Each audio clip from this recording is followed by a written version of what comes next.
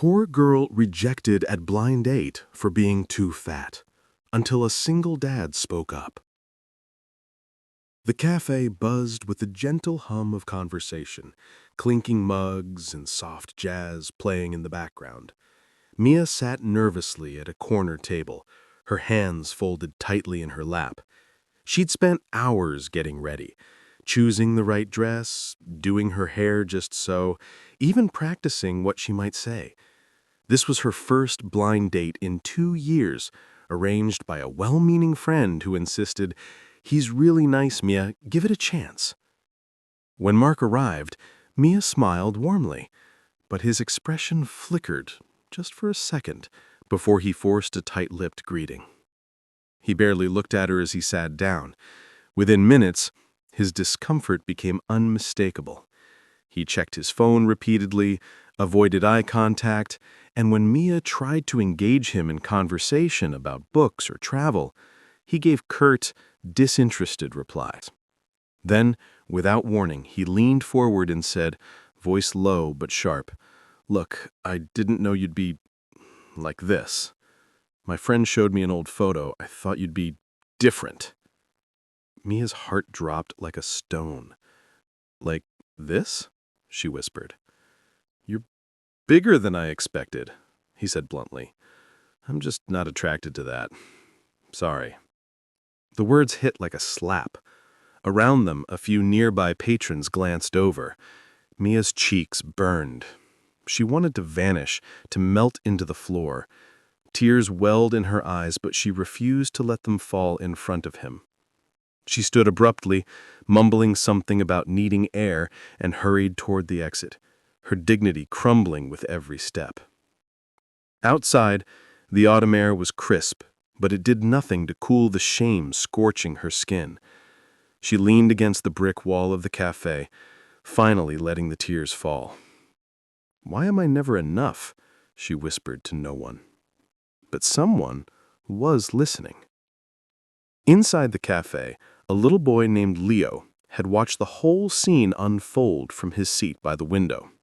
He was there with his dad, Daniel, a quiet man with kind eyes and tired shoulders, the kind that carried the weight of raising a child alone after losing his wife 2 years prior. Leo tugged his father's sleeve. "Daddy, that lady looked really sad," he said, his small voice full of concern. Daniel had seen it too, the cruel dismissal, the way Mia's shoulders had slumped as she walked out. He remembered how his late wife used to say, "The world is hard enough. Be soft." Without a word, Daniel stood. "Stay here, buddy. I'll be right back." He stepped outside and found Mia wiping her tears with the back of her hand. She looked up startled, expecting more judgment, but Daniel didn't look at her body. He looked into her eyes. "Hey," he said gently. "I'm Daniel. I saw what happened in there. That wasn't okay." Mia sniffled. "It's fine. I'm used to it." "No," he said firmly but kindly. "You shouldn't be."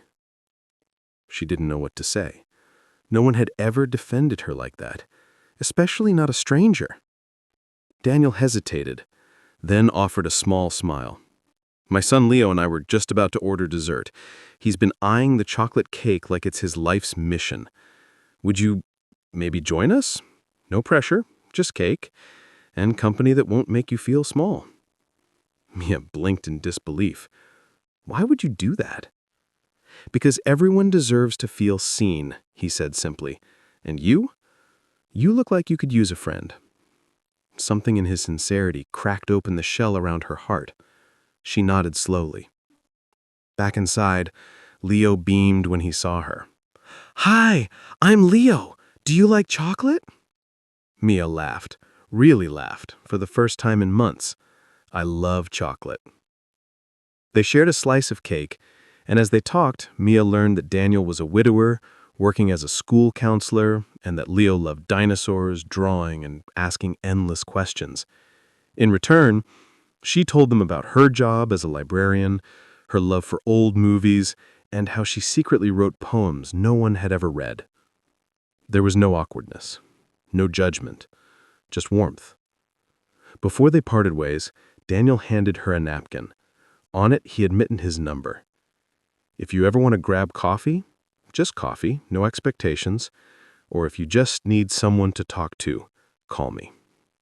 Mia took it, her fingers trembling slightly, not from fear, but from hope. That night as she lay in bed, she replayed the evening in her mind. The cruelty of Mark still stung, but it no longer defined her, because one man and his little boy had chosen kindness over indifference.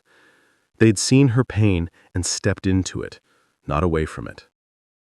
Weeks later, Mia and Daniel began meeting regularly, first as friends, then as something more. But more importantly, Mia began to see herself differently. She stopped skipping meals out of shame. She bought clothes that made her feel confident, not invisible. She even shared one of her poems at an open mic night and received a standing ovation. Years later, at their wedding, Leo stood proudly as Daniel's best man. And in her vows, Mia said, "You didn't just choose me, you reminded me that I was always worthy of being chosen." The story isn't just about love. It's about the power of one compassionate act to rewrite someone's narrative. You never know who's fighting a silent battle, but you can choose to be the light in their darkness. If this story moved you, please like, share, and subscribe to ACA Storytales for more real-life moments that restore faith in humanity. Because sometimes all it takes is one person saying, "You matter," to change everything. And remember, your worth was never up for debate. It was always there, waiting for the right people to see it. Thanks for watching.